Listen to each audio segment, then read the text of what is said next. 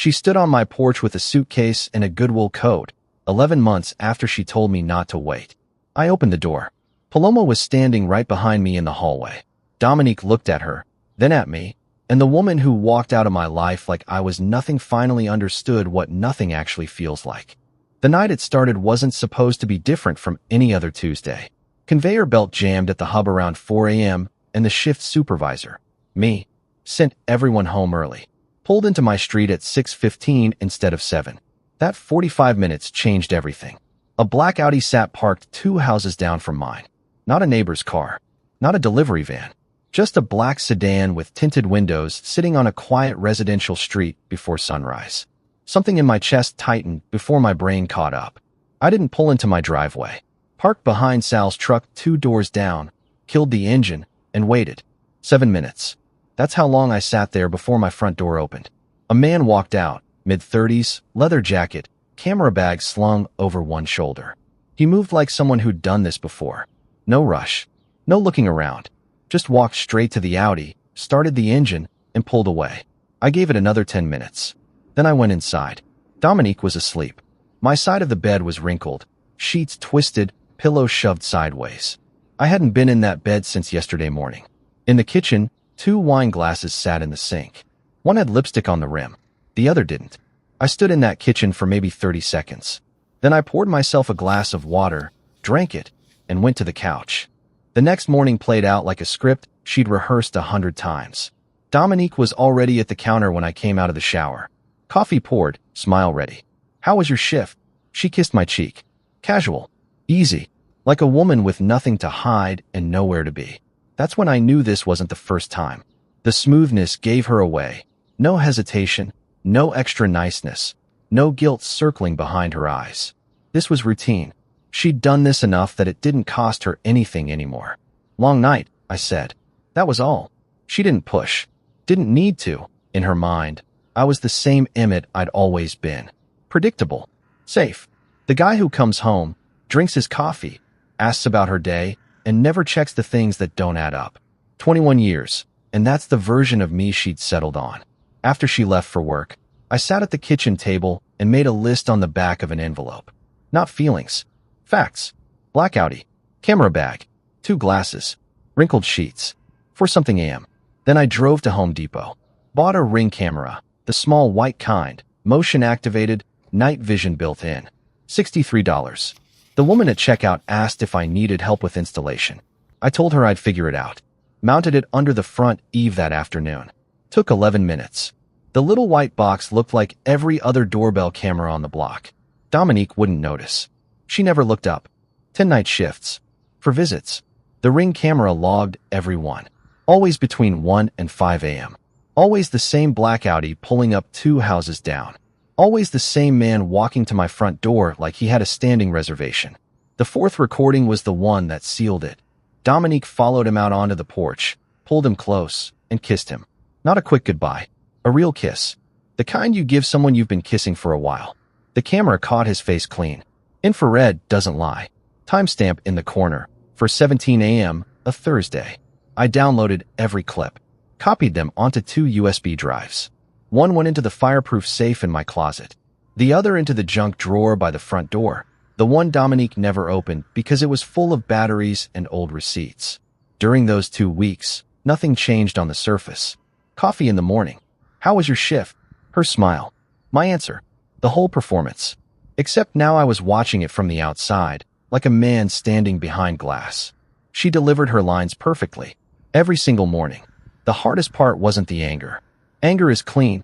It tells you what to do. The hardest part was sitting across from her at breakfast, watching her butter her toast, and realizing she'd looked me in the face and lied without blinking for God knows how long. That takes practice. You don't get that comfortable overnight. Sal Medina handed me his phone in the break room on a Wednesday. "Hey, my wife wants a photographer for her birthday.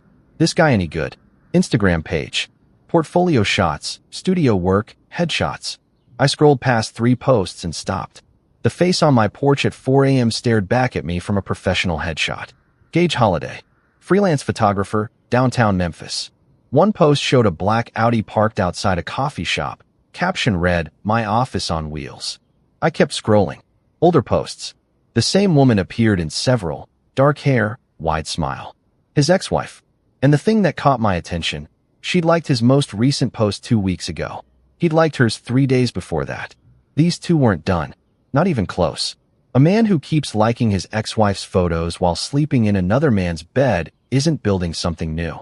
He's killing time. I handed Sal his phone back. Yeah, looks solid. That night, I saved a screenshot of the profile. Filed it with the camera footage. Now I had video, a face, a name, a license plate, and an Instagram account that told me everything I needed to know about how this story was going to end for Dominique. She just didn't know it yet. The attorney's office was on the second floor of a brick building off Poplar, between a dentist and a tax preparer. I brought a manila folder. He watched the ring footage on my laptop without a word. For clips, dates, timestamps, the kiss on the porch. Then I slid the property documents across the desk. Purchase agreement from 2 years before the wedding, mortgage in my name only, title with one name on it. Mine. He leaned back. The house is premarital. It's yours. Unless she can show major joint renovations, refinancing with her name. Nothing like that happened. Nothing. Then the house stays out of the split. He tapped the laptop screen. The footage is circumstantial. Doesn't prove what happened inside. But a man leaving your house at 4 a.m., 4 times in 2 weeks, your wife kissing him on the porch. If this goes to court, it's embarrassing for her. It won't guarantee you a better financial deal. But people settle when they don't want a judge watching this on a screen. That was the play. Not a slam dunk, a pressure point. Dominique wouldn't fight a public battle with those recordings hanging over her. Not because of the law. Because of the cost, the exposure, and the exhaustion. 21 years of marriage taught me what she'd choose when the math got ugly. The folder rode home on the passenger seat. One plan. One requirement. Patience. Patience turned out to be the most expensive thing I ever bought. Over the next 2 weeks, I stopped reaching. Didn't ask where she was going. Didn't call when she came home late. Ate dinner alone 3 nights running while her plate sat wrapped in the fridge. Dominique noticed. I could see it in the way she lingered at the kitchen door, waiting for me to say something. Ask something. Start something. I didn't. One night I came home from the hub, and she was already asleep. Her phone sat face up on the nightstand. A notification lit the screen, just a first initial and a preview. Gee, tonight was perfect. See you Thursday. My hands balled up.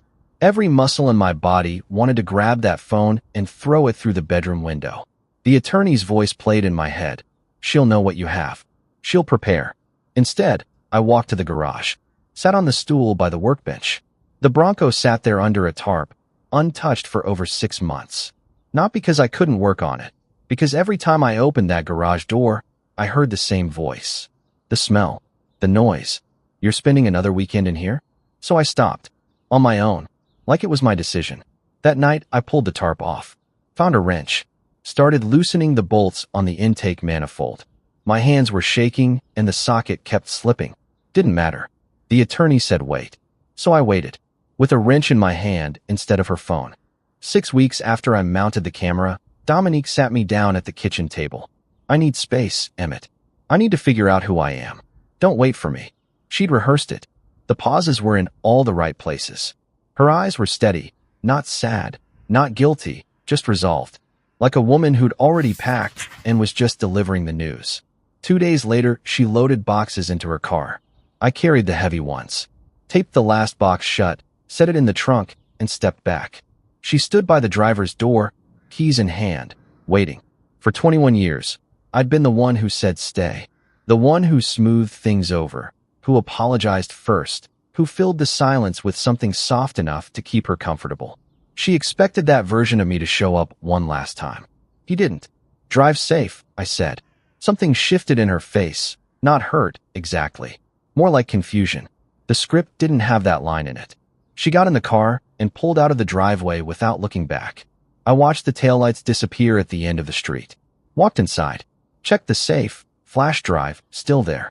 Checked the junk drawer, second copy, still there. Picked up my phone and called the attorney. She left. Moved in with him. Start the paperwork. The papers hit Dominique 3 weeks later. She'd been living in Gage's downtown loft, probably thinking the hard part was over. The hard part was just arriving by certified mail. Her attorney looked at the property documents first.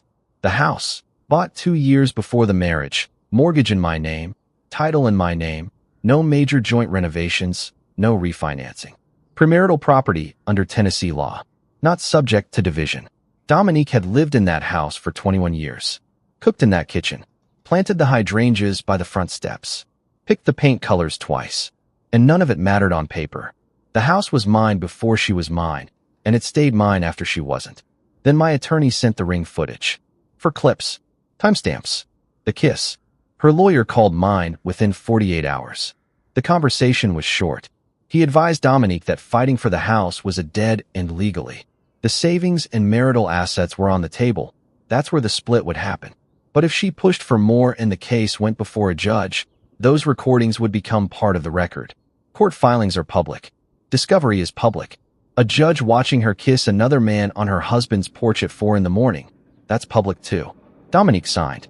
The house stayed with me. Never left, legally. She got her share of the joint savings. Not nothing. But not the house. Not the life she walked away from. The camera didn't win me the case.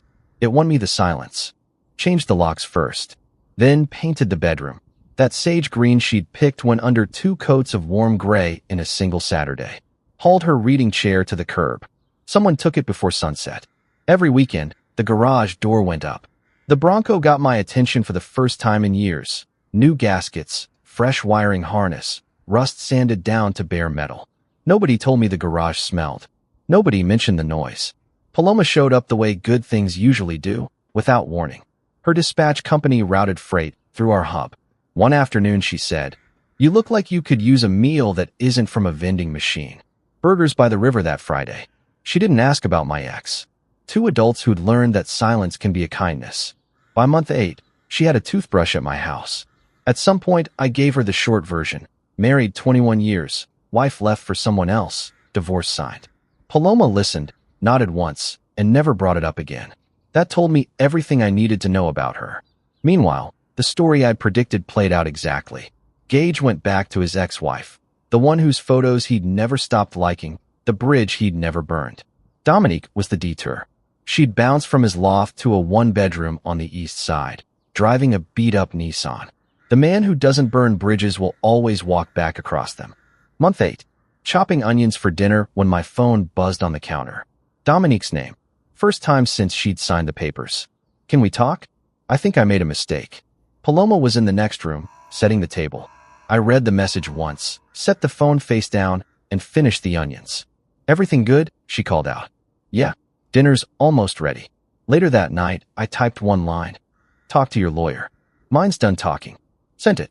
Deleted the thread. 2 months later, another message. "I miss the house. I miss us." Not a single letter back. Then she went to Hollis with her version. I'd had a woman in her house. I'd set her up. I'd known for months and said nothing. Hollis called me. She came to me. "Says you set her up. Come over. I'll show you something." That night, laptop on the kitchen table, I hit play. Gage walking out of my front door at 4:47 a.m. Dominique stepping out behind him. The kiss. Date and timestamp in the corner. Hollis watched 3 clips without moving.